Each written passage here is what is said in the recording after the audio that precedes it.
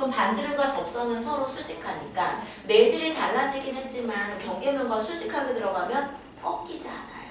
물론 속력은 변하지만 꺾이지는 않아. 그래서 얘가 그대로 직진하는 거지.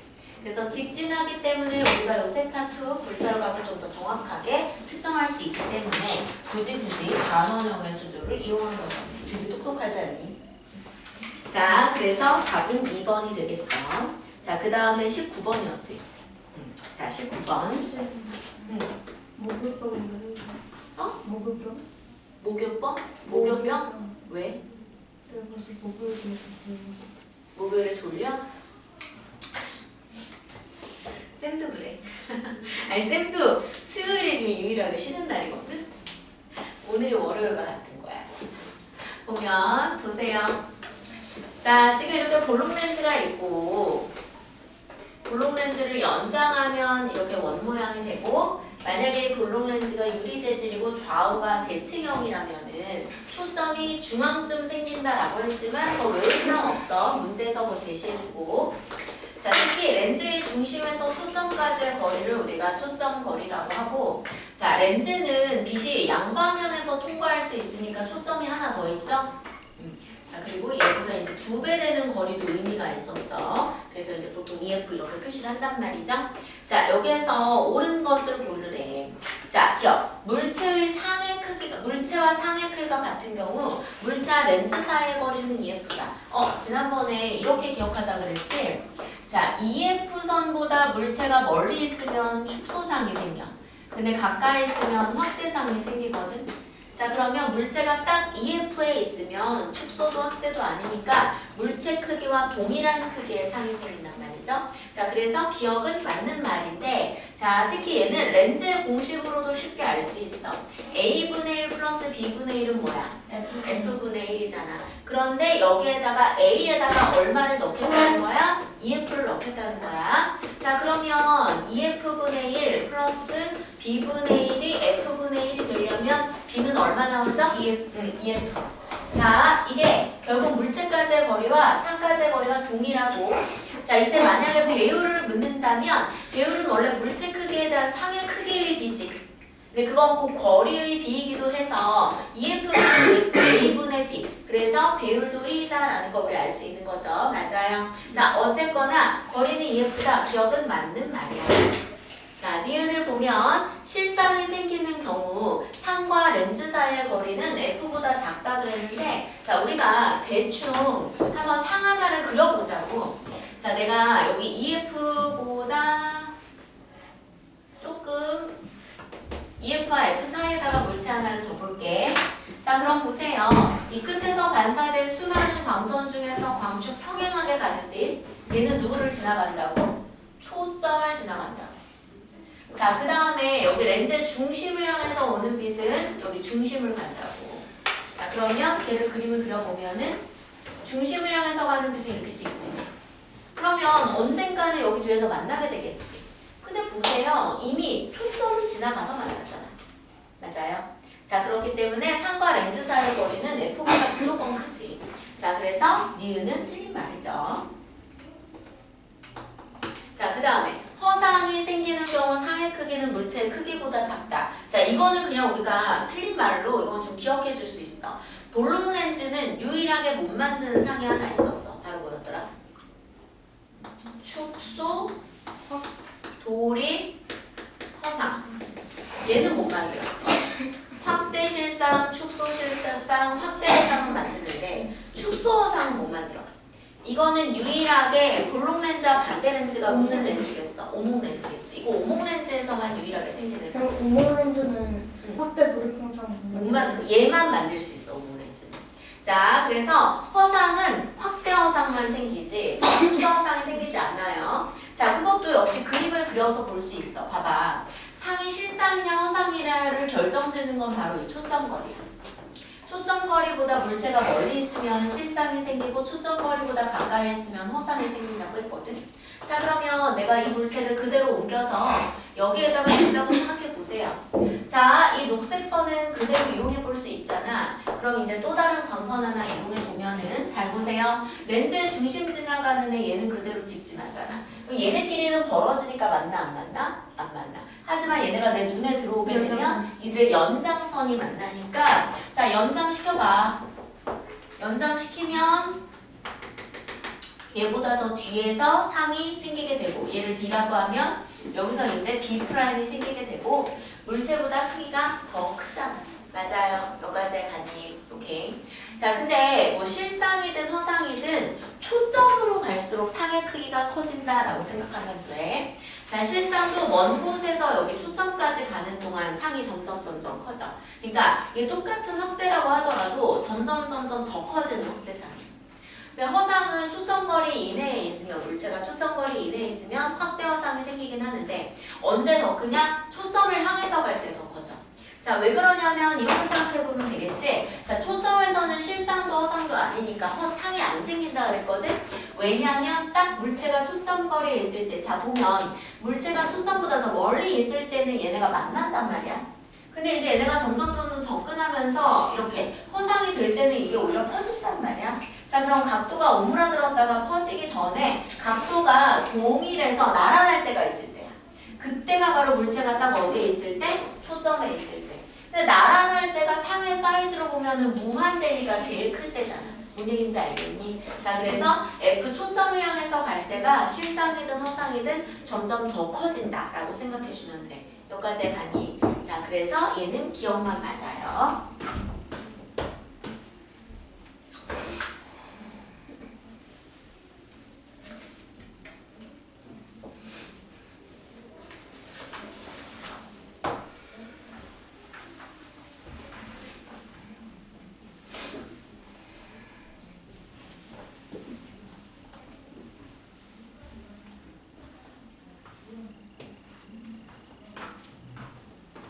자, 또 25번. 자, 25번 볼까요?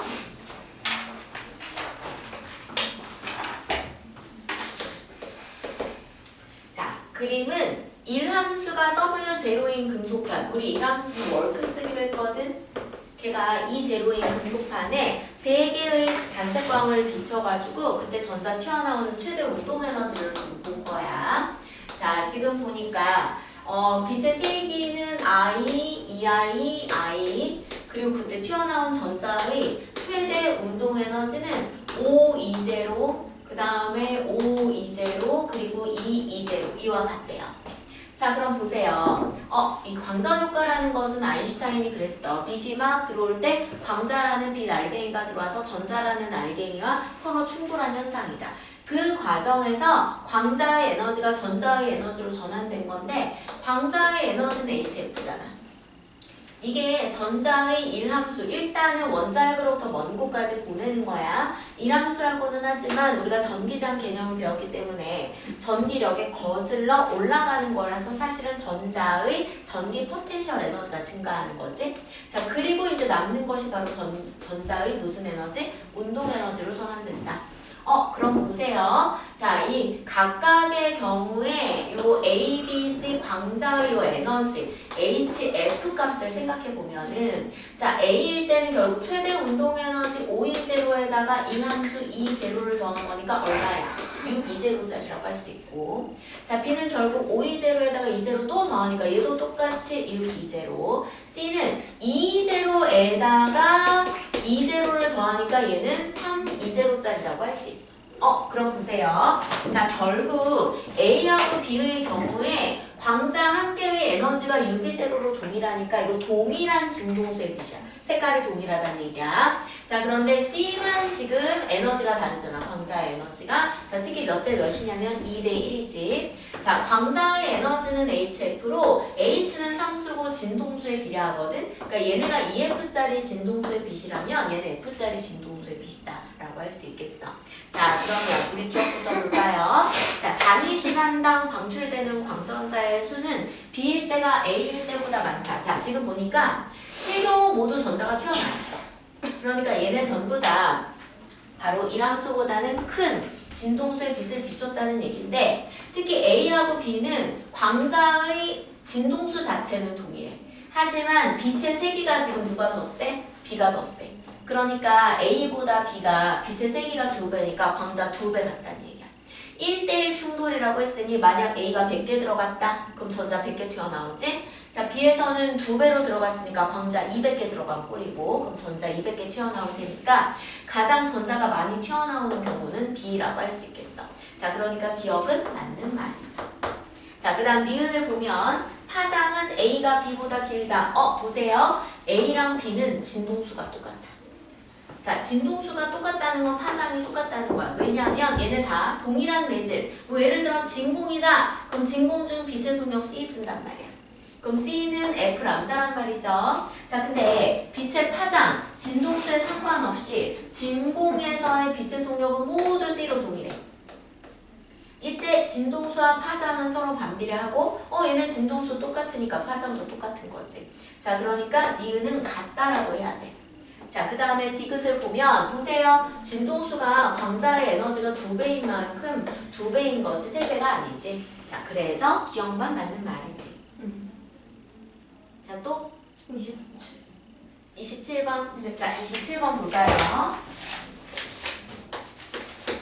자, 얘는 입자 A, B, C의 물질파 파장과 걔네들의 속력의 관계인데 자, 얘가 A, 얘가 B, 얘가 C인 거지. 자, 특히 보세요. 이 물질파라는 건 뭐야? 입자들도 사실은 파동성을 갖고 있다. 그때 파동성을 가장 많이 보여주는 특징은 바로 파장이 있다는 얘기고 파장은 플랑크 상수 A에서 H에서 광자의 운동량, 입자의 운동량을 나누는 것과 같고 얘를 풀었으면 P는 mv니까 이렇게 표현할 수 있겠어. 자, 그러면 기억부터 볼게요.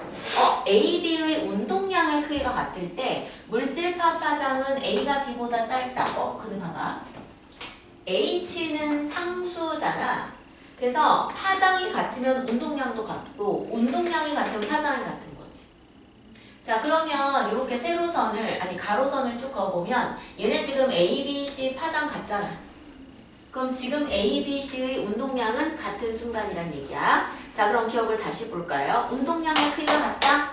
그럼 운동량의 역수인 파장도 같은 거지. 그러니까 기억은 같다라고 해줘야 돼. 자, 그 다음에 니은을 보면 A, C의 물질파 파장이 같을 때 속력은 A가 C보다 작다. 봐봐요. A, C 물질파 파장 같을 때 이때잖아. 근데 그때의 속력은 자 A의 속력이 C의 속력보다 작지. 자, 그래서 A의 속력이 C보다 작다. 이거 맞는 말이야. 그런데 보세요. 그러면 파장이 동일하면 운동량 동일한 거잖아. 근데 P는 mv에서 그럼 운동량이 동일할 때 속력과 질량은 서로 반비례하지 않겠니? 자, 그럼 오른쪽으로 갈수록 ABC로 갈수록 지금 속력이 커지니까 오히려 ABC로 갈수록 질량은 더 작아지는 거야. 그래서 뭐 예를 들어서 A가 헬륨 원자핵이다. 얘가 헬륨 원자핵이다. 그럼 뭐 B는 중성자, 얘는 전자, 뭐 이런 식으로 점점 질량이 작아지는 거죠. 자, 그 다음에 디귿을 볼게요. 질량은 B가 C보다 작다. 자, 오른쪽으로 갈수록 질량 작아지거든. C가 더 작은 거야. 그래서 디귿은 틀린 말이죠. 얘만 맞나? 얘가 아니. 자, 또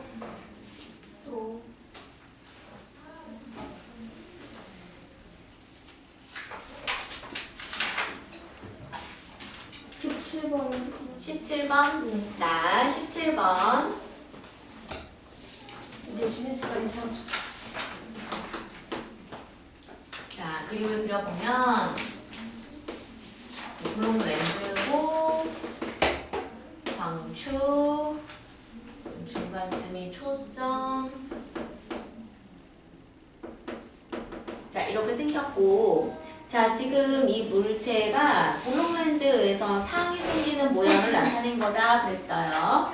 자, 물체 P가 F1. 얘네는 초점을 F1, F2라고 표현했다. F1에 가까워질수록 실상 P'은 5에서 멀어진다 라고 했는데 보세요. 자, F1이 초점이잖아. 물체가 초점에 갈수록 상의 크기가 어떻게 된다 그랬지? 초점으로 갈수록 상의 크기 커진다 그랬지? 자, 이때도 마찬가지야. 뭐 하나 대충 그려놔봐. 뭐 이쯤에다가 내가 물체를 그려놔볼게. 자, 그럼 어떤 식이냐면 자, 요렇게 광축 평행하게 가는 빛은 렌즈를 만나서 초점을 지나가면서 꺾이고 자, 그 다음에 여기 렌즈의 중심으로 가는 빛은 이렇게 직진한단 말이야. 자, 그래서 여기서 만나게 되는 거지. 이제 그림이 좀 정확진 않다. 자, 근데 보세요. 얘가 점점 초점을 향해서 가면은 자, 이 주황색 선이 점점 각도가 커질 거 아니야. 그러면 이 녹색 선하고 만나는데 얘가 자꾸 각도가 커지면 점점 교점이 뒤로 밀려나겠지. 자, 그래서 5에서 멀어진다. 이거 맞는 말이에요. 여기까지 가니? 자, 그 다음에 기억이 아니라 1번이구나. 그래서 일단 1번은 맞는 말이야. 자, 2번을 보면 P가 F1을 지나서 5에 가까워지면 P'은 허상으로 간다. 맞아요. 이 F1이 바로 초점이거든. 자, 초점보다 물체가 멀리 있으면 실상이고 가까이 있으면 허상이야. 그러니까 F1을 지나면 허상이 된다. 이건 맞는 말이죠. 자, 그래서 니은이란다. 2번도 맞는 말이야. 자, 3번을 보면 그럼 2에서 나타나는 허상은 마이너스 x축에 생긴다. 이게 지금 오른쪽이거든. 자, 지난번에 뭐라 그랬어? 실상과 허상을 구분짓는 것 중 하나가 위치야.